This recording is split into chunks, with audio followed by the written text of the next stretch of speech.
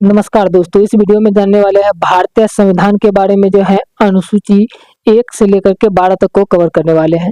इसके पहला वीडियो में जो आपको बताए थे कि भारतीय संविधान के बारे में, संविधान क्या है, संविधान में कितनी अनुसूची है, कितने भाग है, कितने जो अनुच्छेद है, पूरा डिटेल से बताए थे। संविधान का अस्थायी अध्यक्ष जो है इसको कब बनकर तैयार हुआ था, कब मनाया जाता है संविधान दिवस, और इसके बारे में जो है बहुत सारे कब संविधान लागू किया गया था, इसके अस्थायी अध्यक्ष कौन थे और अस्थायी अध्यक्ष कौन थे, वो फर्स्ट वीडियो में कवर किए हैं।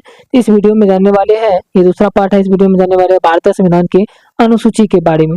तो भारतीय संविधान में जो है आपको बता दें कि कुल 22 भाग है और इन 22 भागों में जो है 395 अनुच्छेद है और 395 अनुच्छेद है इन 22 भाग में, और अलग से जो है 12 अनुसूची भी है। उन्हीं 12 अनुसूची को जो है इस वीडियो में जानने वाले हैं।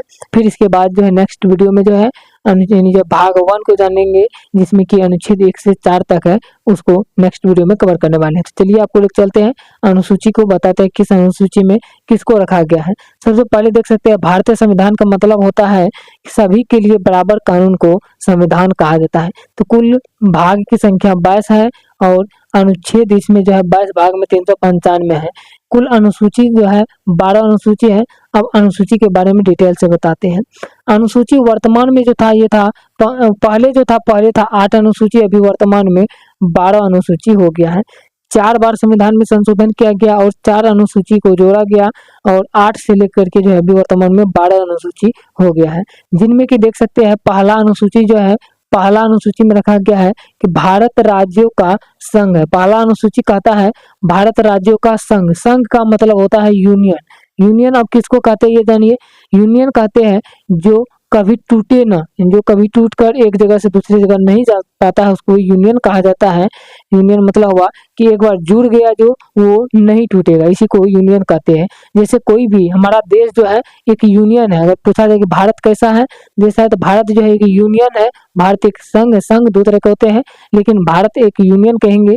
यूनियन मतलब होता है भारत के जितने भी राज्य है जो जुड़े हुए हैं इसमें, ये अपने मन से जो है अलग होकर के नहीं जा सकते, टूट करके नहीं जा सकते हैं, यही है यूनियन। तो इस तरीके से भारत राज्यों का संघ है, ये समझ गए। भारत राज्यों को जो सीमा में जो परिवर्तन करेंगे किसी भी राज्य के, तो उसके लिए जो है अनुसूची 1 में देखना पड़ेगा किस राज्य का जो सीमा कहाँ से कहाँ तक है। ये सारी चीजें अनुसूची 1 में रखा गया है। और कोई भी सीमा में जो परिवर्तन करेगा कोई राज्य के जो है, उसको इसमें जो है परिवर्तन करना होगा। यदि कोई नया राज्य बनाएगा किसी दूसरे राज्य को लेकर के, दूसरे जगह से लेकर के आया, उस राज्य को यदि इसमें जोड़ेगा भारत में, तो इसमें जो अनुसूची 1 में भी वहां पे जोड़ना होगा। इस तरीके से जो है अनुसूची 1 बहुत ही महत्वपूर्ण भूमिका निभाता है। भारत राज्यों का संघ है, इसके बारे में बताता है। अब बताते हैं अनुसूची 2। अनुसूची 2 कहता है वेतन के बारे में।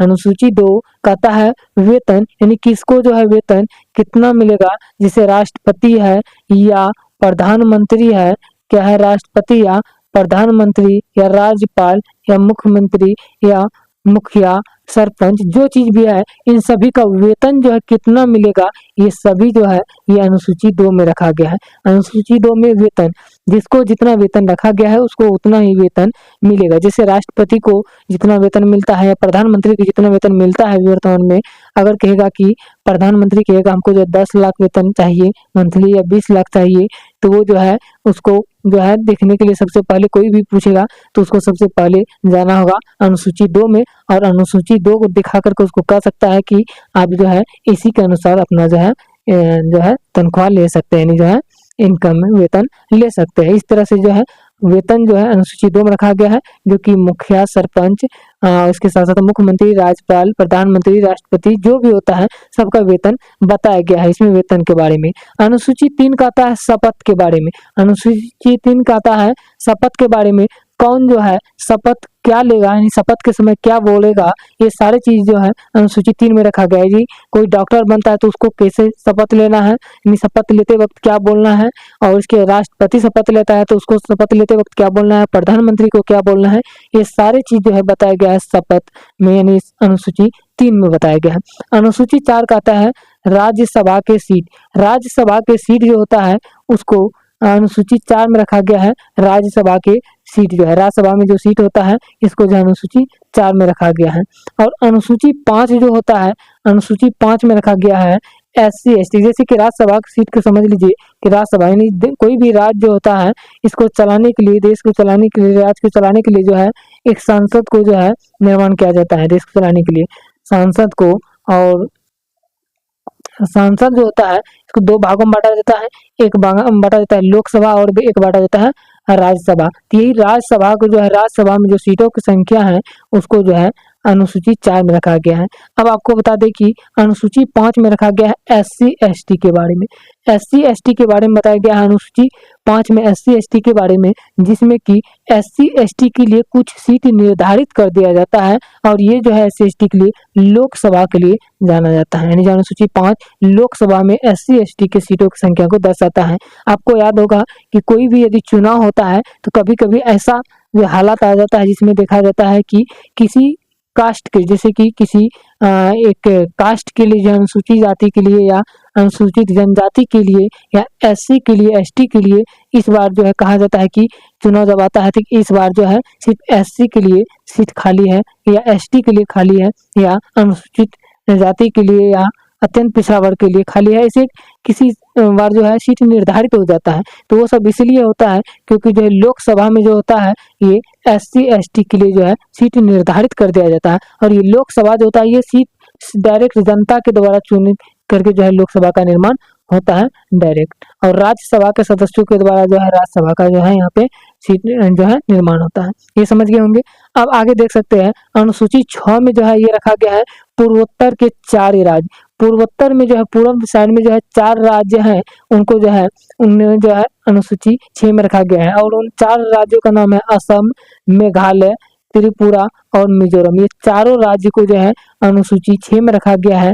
कहता है कि यदि ये चारों राज्य यदि चाहे कि अपना अपना कोई चीज कानून बनाना, कोई चीज नया रूल लाना, तो ये रूल जो है लाएगा और इसको जो है सांसद इसको एक्सेप्ट कर लेगा। सांसद जो है इसको एक्सेप्ट करेगा, यानी जो है इसको अप्रूव कर देगा। ये अगर ये राज्य को ये जो है दिया गया है आदेश कि पूर्वोत्तर के चारों राज्य जो है यदि कोई कानून लागू करता है या कोई भी रूल लागू करता है, इस सांसद जो है इसको एक्सेप्ट करेगा। संसद को इसे एक्सेप्ट करना होगा इन चारों राज्यों को, इसलिए जो पूर्वोत्तर के चारों राज्यों को ये अनुसूची 6 में रखा गया है। अब अनुसूची 7, अनुसूची 7 जो है बहुत ही महत्वपूर्ण भूमिका निभाता है। चलिए अनुसूची 7 के बारे में थोड़ा डिटेल से जानते हैं।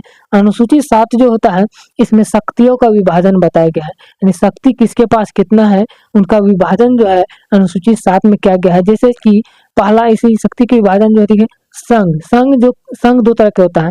एक संघ जो होता है केंद्र सरकार के अंतर्गत आता है, जैसे केंद्र हो गया। इसमें देख सकते हैं कि कोई भी योजना होता है कि कोई योजना होता है कि केंद्र सरकार के द्वारा चलाया जाता है, कोई योजना जो होता है राज्य सरकार के द्वारा चलाया जाता है, आपको याद होगा। तो जैसे कि संघ जो हो गया पहला केंद्र सरकार के द्वारा जो चलाया जाएगा, जैसे कि सेना हो गया, जनगणना हो गया, बैंक के बारे में हो गया, रेल सेवा के बारे में हो गया, डाक के बारे में, मुद्रा के बारे में, ये सभी के बारे में जो है ये सभी जो आ जाता है संघ सूची में आ जाता है, यानी केंद्र सूची में आ जाता है। समझ गए।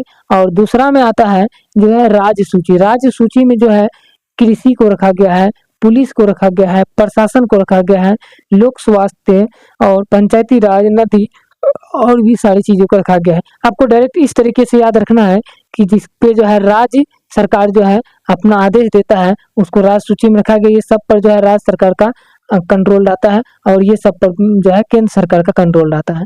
अब कुछ ऐसे भी सूची है जिसको कि समवर्ती सूची में रखा गया। समवर्ती सूची मतलब हुआ केंद्र सरकार भी और राज्य सरकार भी दोनों जो है इस पर जो है आदेश रहता है, दोनों जो है इस पर काम करता है।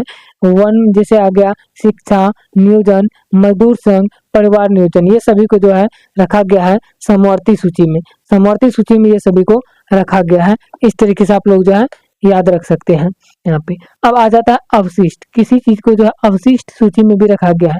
अवशिष्ट मतलब कहने का मतलब है कुछ ऐसे भी है जिसको कि बाद में जोड़ा जा सकता है, अवशिष्ट कहलाएगा, तो उसको लास्ट में इसमें रख दिया जाएगा अवशिष्ट में। इस तरीके से जो हमारा संविधान को बनाया था डॉक्टर भीमराव अम्बेडकर ने, उस समय जबकि इंटरनेट की सुविधा नहीं था, इतना मजबूती से बनाया था। देख सकते हैं कि अवशिष्ट भी एक दे दिया गया है इस अनुसूची में कि अवशिष्ट सूची, जिसमें कि कुछ नया आएगा तो उसको इसमें जोड़ दिया जाएगा। जैसे कि साइबर हो गया, अंतरिक्ष हो गया, परमाणु ऊर्जा हो गया, ये सबको अवशिष्ट में रखा जाता है। तो अनुसूची 1 से लेकर के 7 तक को आप अच्छे तरीके से समझ गए होंगे। अब आपको बताते हैं अनुसूची 8 से लेकर के 12 तक को और आगे। जैसे कि अनुसूची 8 जो है इसमें रखा गया है भाषा के बारे में। हमारे देश में जो है भाषा जो है कुल 22 भाषा बोली जाती है। इसे संविधान में दिया गया है कि अनुसूची 8 में जो है 22 भाषाओं को रखा गया है, भाषा को रखा गया है। भारतीय संविधान में जो है 22 भाषा बोली जाती है, उन सभी भाषा को जो है इसमें रखा गया है अनुसूची 8 में। अनुसूची 9 में रखा गया है भूमि सुधार। भूमि सुधार को जिसे जमींदारी उन्मूलन किया गया, नहीं जमींदारी को जो है खत्म किया गया और भूमि सुधार को जो है अनुसूची 9 में रखा गया है, जिससे कि आपको पता है। लेकिन ये जो है बिहार में अभी तक सफल नहीं हुआ है। अनुसूची जो है 9 जो है भूमि सुधार जो है, भूमि सुधार का मतलब हुआ कि किसी भी व्यक्ति का जो है भूमि कहीं पे इकट्ठा है, इस जगह है, इकट्ठा दूसरी जगह है, इकट्ठा तीसरी जगह, इस तरीके से अलग अलग जगह पे है। लेकिन भूमि सुधार का मतलब होता है कि इन सभी को जो है एक अलग अलग दूसरे तीसरे को जो है जिसका जहाँ पर है, मान लीजिए 2 आदमी का दूसरी जगह है अलग अलग करके, वही 2 आदमी के इधर है, वही 2 आदमी का उधर है, इस तरीके से जो एक जगह एक व्यक्ति को दे देना, एक जगह दूसरे व्यक्ति को दे देना, यानी जो है इस तरीके से जो है शासन में जो है अच्छे तरीके से मिलजुल करके जो है दे देना, यानी बराबर कर देना, और उसी को जो है भूमि सुधार कहा जाता है। लेकिन ये जो है हमारे देश में जो है, यानी जो अभी जो बिहार में जो है ये अभी अच्छे तरीके से ये लागू नहीं हो पाया, यानी जो है भूमि सुधार काम ही नहीं हो पाया इस तरीके से। अब देख सकते हैं अनुसूची 10। अनुसूची 10 का आता है दल बदल। ये दल बदल का मतलब आता है, ये कानून जो पूछा जाता है दल बदल जो है किस पर लागू होता है, तो दल बदल कानून जो है सांसद पर और विधायक पर लागू होता है। मतलब हुआ दल बदल का मतलब होता है कि कोई भी जो सांसद होता है जिस पार्टी से चुनाव लड़ता है, सांसद जिस पार्टी से चुनाव लड़ता है उसी पार्टी में उसको रहना होगा, इसे ही दल बदल कहा जाता है।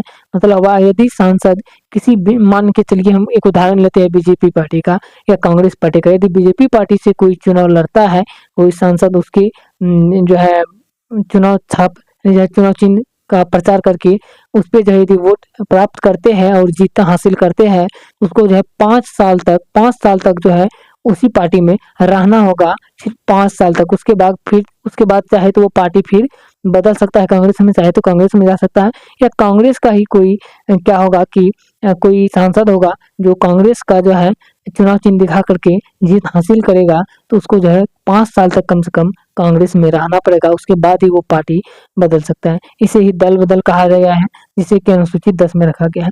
अनुसूची 11 में रखा गया है पंचायती राज को। यानी पंचायती राज मतलब हुआ पंचायत की जो समस्या होता है उन सभी को जो है अनुसूची 11 में रखा गया है, जिसमें कि पंचायत की समस्या को पंचायत के अध्यक्ष जो होता है वो सब हल करता है। जैसे कि पंचायत में मुखिया होता है तो वो समस्या का समाधान करता है, इसको जो है अनुसूची 11 में रखा गया है।